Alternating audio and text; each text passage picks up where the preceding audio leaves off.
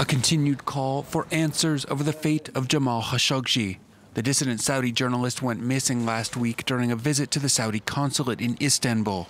Turkish President Recep Tayyip Erdogan says the Saudis must prove he left alive.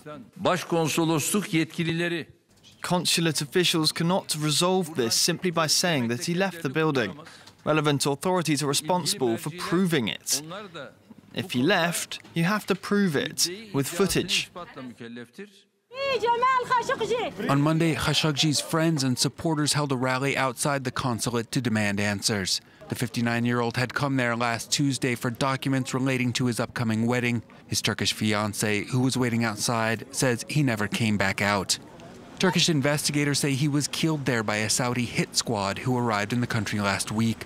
They're reportedly reviewing CCTV traffic footage in the hunt for a black diplomatic van seen being loaded with boxes at the consulate before heading out in a 6-car convoy. Investigators believe Khashoggi's body was on board.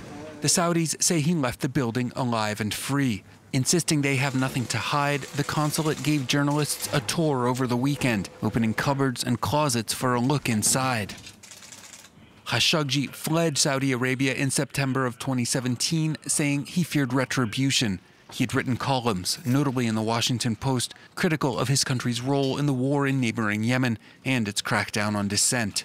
The idea of a government luring one of its own citizens onto its own diplomatic property in a foreign country to murder him for the peaceful expression of his views would be unimaginable. The U.S. State Department says it's in communication with Riyadh and has called on the Saudis to support a thorough investigation of Khashoggi's disappearance.